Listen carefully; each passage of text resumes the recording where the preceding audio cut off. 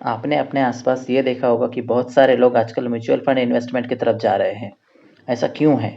इसकी एक बड़ी वजह ये है कि म्यूचुअल फंड इन्वेस्टमेंट से उनमें से कई सारे लोग वो रिटर्न्स ले पा रहे हैं जो इन्फ्लेशन रेट से कहीं ज़्यादा है। आप जानते हैं कि शेयर मार्केट एक ऐसी जगह है जहां प्रॉफिट और लॉस की कोई लिमिट नहीं है। कई लोग शेयर मार्केट में इन्वेस्ट करके प्रॉफिट बनाते हैं, वहीं कई लोगों को नुकसान उठाना पड़ जाता है। मतलब यहाँ इन्वेस्ट तो सभी कर सकते हैं, पर कभी प्रॉफिट कभी लॉस की लड़ाई में रेगुलर और ओवरऑल प्रॉफिट बनाना सबके बस का नहीं है।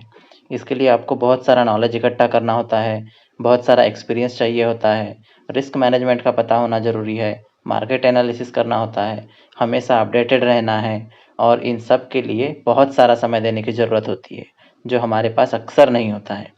पर एट द सेम टाइम हमें कुछ ऐसा इन्वेस्टमेंट ऑप्शन भी चाहिए जो कुछ ही सालों में ऐसा रिटर्न दे दे जो बैंक के एफडी से भी और अन्य सेविंग स्कीम से भी ज़्यादा हो और साथ ही साथ इन्फ्लेशन को भी बीट करे। ऐसा रिटर्न हमें चाहिए होता है। इन्हीं ज़रूरतों को पूरा करने के लिए आपका एक इन्वेस्टमेंट ऑप्शन म्यूचुअल फंड हो सकता है। म्यूचुअल फंड एक ऐसा इन्वेस्टमेंट ऑप्शन है जहां अलग-अलग इन्वेस्टर्स का पैसा कलेक्ट किया जाता है और प्रोफेशनल फंड मैनेजर्स के द्वारा इस कलेक्ट किए गए फंड को विभिन्न प्रकार के स्टॉक्स में, बॉन्ड्स में या मनी मार्केट इंस्ट्रूमेंट में या अन्य सिक्योरिटीज़ में इन्वेस्ट किया जाता है ताकि वहां से अच्छा रिटर्न कमाया जा सके। वो इन्वेस्टर्स जिन्होंने म्यूचुअल फंड में पैसा इन्वेस्ट किया है, उन्हें उनके इन्वेस्टमेंट अमाउंट के अनुसार mutual fund asset management company के द्वारा यूनिट्स अलॉट किए जाते हैं। इसलिए म्यूचुअल फंड इन्वेस्टर्स को यूनिट होल्डर भी कहा जाता है। म्यूचुअल फंड जो है वो प्रोफेशनल फंड मैनेजर्स के द्वारा मैनेज किया जाता है, जो मार्केट का अच्छा नॉलेज रखते हैं और अनुभवी होते हैं और यही म्यूचुअल फंड के इन्वेस्टमेंट रिलेटेड डिसीजंस लेते हैं ताकि अच्छा रिटर्न कमाया जा सके। और ये रिटर्न इन्वेस्टर्स को पूरा का पूरा नहीं दिया जाता। इसमें से असेट मैनेजमेंट कंपनी आपका फंड मैनेज करने का कुछ चार्ज काट लेती है, जिसे एक्सपेंस रेशो में डिनोट करते हैं। म्यूचुअल फंड में जो भी प्रॉफिट या लॉस होगा वो इन्वेस्टर्स के इन्वेस्टमेंट अमाउंट के प्रपोर्शन में उनको शेयर होता है। मतलब आपका जितना इन्वेस्टमेंट है उसी के अकॉर्डिंग आपका प्रॉफिट या लॉस होगा। देखते हैं कि म्यूचुअल फंड में इन्वेस्ट कैसे कर सकते हैं। म्यूचुअल फंड में इन्वेस्ट करने के लिए आप सबसे सरल ऑनलाइन तरीका अपना सकते हैं, जिसमें आप म्यूचुअल फंड की वेबसाइट पे जाएंगे, एज अ इन्वेस्टर रजिस्टर करेंगे, केवाईसी कंप्लीट करके अपने यूपीआई, डेबिट कार्ड या इंटरनेट बैंकिंग की सहायता से इन्वेस्ट कर सकते हैं। या आप म्यूचुअल फंड में इन्वेस्ट करने के लिए म्यूचुअल फंड ब्रांच ऑफिस या designated investor service centre visit करके भी म्यूचुअल फंड में इन्वेस्ट कर सकते हैं। म्यूचुअल फंड के रजिस्ट्रार एंड ट्रांसफ़र एजेंट्स के थ्रू भी म्यूचुअल फंड में इन्वेस्ट किया जा सकता है और आजकल कई सारे कमर्शियल बैंक्स भी म्यूचुअल फंड प्रोवाइड करा रहे हैं। ऐसे में आप अपने डेजिग्नेटेड बैंकर ब्रांच में जाकर भी म्यूचुअल फंड स्कीम में इन्वेस्टमेंट कर सकते हैं। तो जैसा कि आपने देखा कि म्यूचुअल फंड डिस्ट्रीब्यूटर इंडिविजुअल भी हो सकते हैं जैसे कि एजेंट, और नॉन इंडिविजुअल भी हो सकते हैं जैसे कि बैंक और ब्रोकरिंग हाउस। तो as per SEBI regulations mutual fund distributors को दो रिक्वायरमेंट पूरी करना ज़रूरी है। फर्स्ट है कि उन्हें एनआईएसएम से रिलेवेंट सर्टिफिकेट लेना है और सेकंड है कि एएमएफआई से रजिस्ट्रेशन करवा के एएमएफआई रजिस्ट्रेशन नंबर एआरएन लेना होता है। साथ ही साथ जो एम्प्लॉयज़ म्यूचुअल फंड के सेल्स एंड डिस्ट्रीब्यूशन में इन्वॉल्व है, उन्हें भी एनआईएसएम से रिलेवेंट सर्टिफिकेट लेना होता है और एएमएफआई से रजिस्ट्रेशन करवा के एम्प्लॉय यूनिक आइडेंटिफिकेशन नंबर ईयूआईएन लेना ज़रूरी होता है। अब देखते हैं कि म्यूचुअल फंड में इन्वेस्ट किन तरीक़ों से कर सकते हैं। तो इसके लिए हम एक एग्ज़ाम्पल से समझते हैं बैंक डिपॉज़िट के।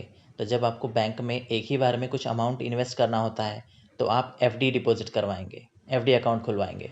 और अगर थोड़ा-थोड़ा अमाउंट हर महीने या क्वार्टरली इन्वेस्ट करना है, तब हम आरडी करवाते हैं। इसी तरह से म्यूचुअल फंड में भी 2 तरीक़ों से इन्वेस्ट किया जा सकता है। एक है लमसम इन्वेस्टमेंट और दूसरा है सिस्टमैटिक इन्वेस्टमेंट प्लान, जिसे एसआईपी नाम से ज़्यादातर जाना जाता है। एक बात यहाँ क्लियर रहे कि बैंक के एफडी और आरडी पर जो इंटरेस्ट रेट मिलने वाला होता है वो पहले से फिक्स्ड रहता है और आपको पता भी रहता है, जबकि म्यूचुअल फंड के केस में ऐसा नहीं है। यहाँ रिटर्न और लॉस मार्केट कंडीशंस पे, आपकी एंट्री और एग्जिट टाइमिंग्स पे, असेट एलोकेशन पे और कई ऐसे अन्य फैक्टर्स पे डिपेंड होता है। तो देखते हैं कि म्यूचुअल फंड में इन्वेस्टमेंट का पहला तरीका एसआईपी मतलब सिस्टमेटिक इन्वेस्टमेंट प्लान क्या है। एसआईपी म्यूचुअल फंड में इन्वेस्ट करने का वो तरीका है जिसमें इन्वेस्टर मंथली या क्वार्टरली एक फिक्स्ड अमाउंट अपनी म्यूचुअल फंड स्कीम में इन्वेस्ट करता रहता है। अगर आप किसी म्यूचुअल फंड स्कीम में मंथली इन्वेस्ट करने के लिए एसआईपी ऑप्शन सिलेक्ट करते हैं, तो आपके बैंक अकाउंट से हर महीने 1000, 2000 या जो भी अमाउंट आप मंथली इन्वेस्ट करना चाह रहे हैं वो आपके बैंक अकाउंट से हर महीने डेबिट होकर म्यूचुअल फंड स्कीम में इन्वेस्ट होता रहेगा। एसआईपी ऑप्शन से इन्वेस्ट करने का एक फ़ायदा ये भी है कि मार्केट के उतार चढ़ाव के रिस्क को एवरेज करने के लिए एसआईपी का यूज़ किया जाता है, जिसे रुपी कॉस्ट एवरेजिंग करना कहा जाता है। जैसे कभी मार्केट ऊपर रहेगा तो कभी नीचे रहेगा, लेकिन अपना इन्वेस्टमेंट रेगुलरली हो रहा है। मतलब ये मान के चल सकते हैं कि इन्वेस्टमेंट तब भी हो रहा है जब मार्केट ऊपर है और तब भी हो रहा है जब मार्केट नीचे है। इस तरह से एसआईपी में एवरेजिंग हो सकती है। म्यूचुअल फंड में इन्वेस्ट करने का दूसरा तरीका है लमसम इन्वेस्टमेंट। अगर आप एक बार में ही अपना अमाउंट म्यूचुअल फंड में इन्वेस्ट करना चाहते हैं, तब आपको लमसम ऑप्शन से म्यूचुअल फंड स्कीम में इन्वेस्ट करना होगा। क्योंकि लमसम इन्वेस्टमेंट ऑप्शन में रेगुलरली इन्वेस्टमेंट नहीं हो रहा है, इसलिए एसआईपी की तरह रुपी कॉस्ट एवरेजिंग करना यहाँ मुश्किल हो जाता है। इसीलिए लमसम इन्वेस्टमेंट में आप जिस समय पे इन्वेस्ट कर रहे हैं, उस समय मार्केट कंडीशन कैसी है, यह बहुत मैटर करता है। मार्केट कंडीशन भी पर्टिकुलरली उन शेयर्स एंड सिक्योरिटीज़ की जिसमें आपके म्यूचुअल फंड स्कीम ने इन्वेस्ट किया हुआ है। मतलब जिन सेक्टर्स में उस स्कीम ने असेट एलोकेशन किया है, उनकी मार्केट कंडीशन आपके इन्वेस्टमेंट के समय और एग्जिट के समय कैसी है, इसी पे आपका रिटर्न डिपेंड करता है। और बेस्ट एंट्री पॉइंट और एग्जिट पॉइंट ढूंढना थोड़ा सा चैलेंजिंग हो सकता है। अब हम म्यूचुअल फंड से रिलेटेड कुछ टर्म्स के बारे में जानेंगे, जिनकी जानकारी हमें म्यूचुअल फंड इन्वेस्टमेंट करने से पहले होना जरूरी है। तो इन्हीं में से एक टर्म है एनएवी, मतलब net asset value. Net asset value mutual fund के किसी स्कीम के एक यूनिट की प्राइस है। जिस प्राइस पे उस म्यूचुअल फंड स्कीम का एक यूनिट खरीदा या बेचा जाता है, उसे नेट एसेट वैल्यू कहा जाता है।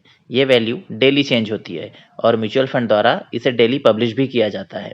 और किसी भी म्यूचुअल फंड स्कीम की नेट एसेट वैल्यू को आप म्यूचुअल फंड की ऑफिशियल वेबसाइट पर देख सकते हैं। जनरली म्यूचुअल फंड स्कीम का किसी स्पेसिफिक पीरियड के लिए रिटर्न कैलकुलेट करने के लिए उस स्कीम के सेल डेट की नेट एसेट वैल्यू और परचेज डेट की नेट एसेट वैल्यू, इनके डिफरेंस का यूज किया जाता है। नेट एसेट वैल्यू के बाद में जानते हैं एक्सपेंस रेशो के बारे में। हमारा फंड मैनेज करने के लिए जो कॉस्ट हम म्यूचुअल फंड को पे करते हैं, उसे एक्सपेंस रेशो कहा जाता है। ये एक फी है जो हम म्यूचुअल फंड को पे करते हैं, पर इसे अलग से पे नहीं करना होता। असेट मैनेजमेंट कंपनी इसे हमारे रिटर्न में से ही ले लेती है। एक्सपेंस रेशो को परसेंटेज में एक्सप्रेस किया जाता है और म्यूचुअल फंड के अलग अलग स्कीम्स के लिए एक्सपेंस रेशो भी अलग अलग हो सकते हैं। नेक्स्ट है एग्जिट लोड। एग्जिट लोड भी एक फ़ी है जो हमें म्यूचुअल फंड को पे करना पड़ सकता है। कब?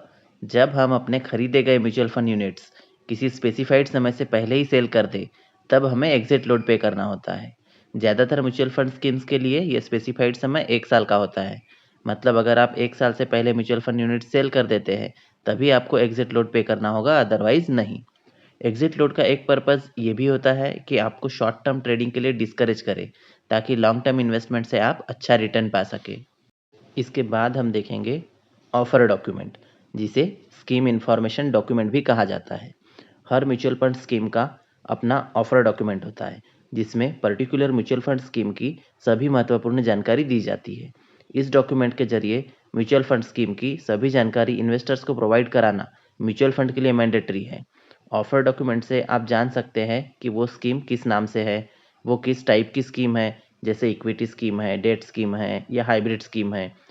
कलेक्टेड जो अमाउंट होता है म्यूचुअल फंड का, उसे किस परसेंटेज में कहाँ इन्वेस्टमेंट किया जाने वाला है, ये सारी जानकारी ऑफर डॉक्यूमेंट में होती है। आप उसका रिस्क फैक्टर जान सकते हैं, फंड मैनेजर की डिटेल्स, स्कीम की performance history, fees and expenses, scheme में कैसे इन्वेस्ट कर सकते हैं, legal and regulatory information, tax related information और रिडेम्पशन की डिटेल और एग्जिट लोड इत्यादि जानकारी आपको ऑफर डॉक्यूमेंट से मिल जाती है। इसलिए कहा जाता है कि read all the scheme related document carefully before investing.